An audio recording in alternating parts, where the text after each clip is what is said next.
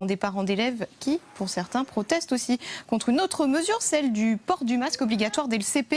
Le collectif des parents 974 avait déposé un référé liberté devant la juridiction au motif que cette obligation portait atteinte à l'intégrité psychologique et psychique des enfants.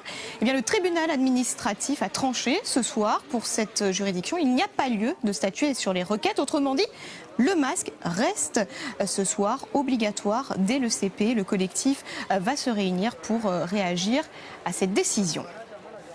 On revient sur cette information que nous vous donnions en début de ce journal avec cette obligation de porter un masque dans les écoles élémentaires. C'est confirmé par le tribunal administratif. L'avocat du collectif de parents qui se sont plaints et qui ont porté l'affaire devant la justice est en direct avec nous. Maître Alex Vardin, bonjour.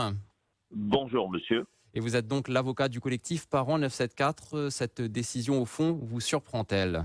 Oui, je tiens à préciser que je suis avec des confrères Trégan, Le Breton, Mana et Philippot. Lors de l'audience, le représentant du préfet nous a dit qu'un décret venait d'être pondu dans la nuit, décret qu'on a pris, enfin on n'a pas pris connaissance le jour même, et donc il y a eu un tour de passe-passe du gouvernement parce que devant l'illégalité manifeste de la décision du recteur et du préfet, le gouvernement est venu en rescousse, et donc du coup ils ont modifié un décret au niveau national pour rendre, et ils ont inclus la Réunion dans ce décret et qui rend obligatoire le port du masque. Donc nous avions raison d'attaquer parce que, pour preuve, le gouvernement est obligé de travailler dans l'urgence et la douleur pour nous pondre un décret à 3 heures du matin dans la nuit de vendredi à samedi afin d'obtenir gain de cause. Il y a déjà eu des recours en métropole, à chaque fois c'est rejeté, celui-ci à La Réunion. Le dernier recours qui s'offre à vous, c'est un appel devant le Conseil d'État ? Alors, juste une petite précision, il y a des préfets en métropole qui ont jugé disproportionnée la mesure prise par le préfet en rendant obligatoire le masque compte tenu des chiffres. Et effectivement, ce que je trouve dommageable, c'est qu'on ne nous a pas répondu sur une vingtaine de pages d'arguments. Il y avait 40 pages de requêtes et une vingtaine de pages qui parlaient des répercussions néfastes sur les enfants au niveau psychologique, médical, éducatif, etc., etc. On n'a pas eu de réponse sur ce point. Donc aujourd'hui, avec mes confrères, nous allons réfléchir. On va se donner un petit temps. On va se donner 24 heures pour nous concerter avec les 2 avocats métropolitains et mes 2 confrères de Saint-Denis pour mettre en place une action. Mais c'est clair que nous allons continuer à nous battre juridiquement, et il y a des leviers, il y a encore beaucoup de leviers juridiques qu'on peut actionner. Donc pour moi, on n'a pas perdu un procès. Les parents que vous défendez sont prêts à aller jusqu'au bout. Ils sont prêts à aller jusqu'au bout, d'autant plus que les enfants souffrent à l'école. Le masque en élémentaire, désormais légalement obligatoire à La Réunion, mais ce n'est peut-être pas fini. Merci, Maître Alex Vardin, d'avoir été en direct avec nous. Je rappelle que vous êtes l'un des avocats du collectif Parents 974. Merci beaucoup, bonne journée. Merci à vous. Et on continuera d'en parler aujourd'hui sur RTL Réunion, la libre antenne, bien entendu. Et à 9h, nous donnerons cette fois la parole à Cynthia Galland, porte-parole du collectif Parents 974, qui ne compte effectivement sans doute pas en rester là. Et comme prévu, on va prendre la direction du Standard d'abord pour accueillir une invitée en direct. On a parlé ce matin avec l'avocat du collectif sur les suites qui pourraient être données suite à la décision du tribunal administratif concernant le port du masque obligatoire chez les enfants à partir du CP.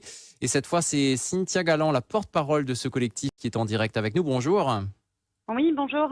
Alors, première réaction suite à cette décision du tribunal administratif.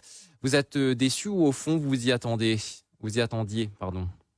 Alors, on avait raison, on le savait, que le tribunal rende une ordonnance de non-lieu, c'est un fait. Que la méthode choque, c'est un fait aussi parce que clairement la rectrice et le préfet ont pris des actes illégaux. Il a fallu que le Premier ministre prenne un décret publié dans le journal officiel du jour même de l'audience pour sauver la mesure de la rectrice. Alors que la rectrice et le préfet affirmaient haut et fort la légalité de leur décision. Donc, écoutez, dire qu'on est déçu, en tout cas, on a les yeux quand même assez ouverts sur une méthode qui a été employée. Et ce qui est très choquant aussi, c'est qu'à aucun moment, et très décevant aussi, c'est qu'à aucun moment, les autorités n'ont accepté de se poser la question de l'intérêt de la mesure pour les enfants réunionnais. Cette mesure reste imposée de manière arbitraire. Sa pertinence et les questions qui ont été posées aussi par les avocats. Ouais, la motivation de cette décision, c'est les conditions sanitaires l'imposent, en tout cas donnent raison à la préfecture. Alors là, dans l'immédiat, l'ordonnance de non-lieu est en lien avec le fait de ce nouveau décret qui est sorti dans la nuit. Tout le reste, du coup, n'a pas été examiné. En fait, c'est la si pertinence. J'ai bien suivi, hein, donc, vous voyez, il y a tout le contenu, en fait, des deux référés liberté dans lesquels il y a des points extrêmement importants sur le pourquoi du comment de cette décision aussi. Et était-elle fondée et évidemment aussi concernant tous les effets néfastes, et ça, c'est également quelque chose qui était pointé du doigt dans les référés liberté, c'est ce qu'avance depuis une semaine le rectorat haut et fort, c'est-à-dire que le port du masque, il y aurait des études scientifiques qui diraient que ce n'est pas dangereux pour la santé des enfants. Des parents, le collectif, etc., attend toujours que le rectorat fournisse ces études dont on nous parle haut et fort pour emmener les enfants et tout le monde dans cette obligation. Où sont ces études? Vous l'avez dit, clairement, vous regrettez en fait que le tribunal n'ait pas eu à juger si le port du masque était dangereux ou non. Il a estimé que l'arrêté était légal, que c'était tout à fait possible parce que les conditions sanitaires le permettaient. Il y a eu quelque chose qui a été posé, mais vous regrettez que ce deuxième aspect n'ait pas été étudié, si je comprends bien. En tout cas, que la Réunion et donc la Guyane, je crois, aient été rajoutés sur ce décret, le pourquoi du comment, les critères sur lesquels ils ont été rajoutés restent à creuser. Donc cette décision, elle est on est mitigé. Et vous n'êtes pas convaincu par les arguments. Vous n'êtes pas convaincu par les arguments du rectorat qui a motivé cette décision par l'augmentation du nombre de cas et notamment l'apparition des variants. Écoutez, ça semble largement insuffisant en fait comme critère. Il y a des études qui démontrent que la population pédiatrique n'est pas à risque. Après qu'il y ait des cas positifs, oui, d'accord, mais ça suffit pas pour se dire on va mettre des masques et ça va être la solution à ceci et à cela. Depuis Vous ne croyez pas au principe de précaution? Non, attendez. C'est que la pertinence du port du masque en population générale est quelque chose qui est pas forcément ni démontré ni prouvé scientifiquement. C'est la mesure phare du gouvernement en faisant fi, j'ai envie de dire, des risques et de l'étude de la balance bénéfice-risque. Ça, tous les collectifs de parents de France le demandent. Et malgré tout, et je vous le dis, et on l'a vu cette semaine, il n'y a rien de prévu. Même la cellule de crise du rectorat ne répond pas quand les parents appellent pour venir signaler qu'il y a des soucis avec le port du masque. Ça ne répond pas.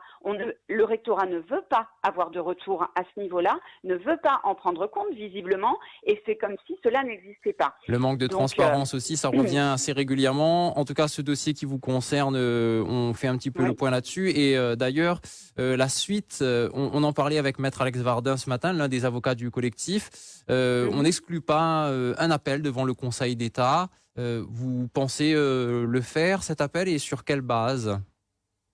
Bien, écoutez, oui, il y a 2 recours devant le Conseil d'État, référé et recours en excès de pouvoir qui vont être lancés. Et puis, les parents restent mobilisés et il y aura une prochaine manifestation dès ce samedi parce que les parents restent mobilisés, restent avec leur profonde conviction que cette mesure n'est pas adéquate et porte atteinte non seulement à la liberté, mais également peut avoir des conséquences graves sur le développement psychosocial, comportemental, au niveau psychologique et au niveau des apprentissages. Qu'en pensent les enseignants ?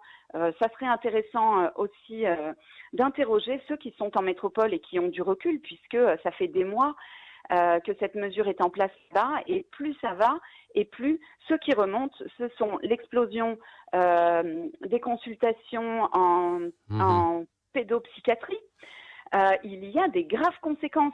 Tout ça, j'ai envie de dire que le décret et surtout passé beaucoup d'interrogations.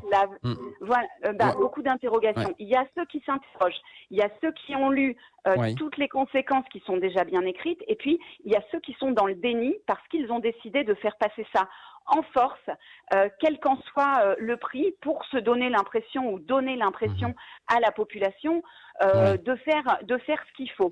Or, quand on creuse un petit peu, on peut vraiment s'interroger. Donc voilà. Merci Cynthia Galland, en tout cas, de vous être exprimée sur notre antenne. Vous êtes la porte-parole du collectif Parents 974. On a bien compris que vous n'allez pas vous arrêter là. L'une des porte-paroles, et donc manifestation à préciser samedi après-midi 14h30 à Saint-Pierre, et peut-être aussi dans une autre ville. Tout ça Affaire à suivre. Sur nos pages, affaire à suivre. Merci. Bonne journée à vous. Et merci. On en parle avec vous, si vous le souhaitez, bien entendu, dans cette libre antenne qui se poursuit. Toutes les auditrices, tous les auditeurs sont les bienvenus au 02 62 234 567.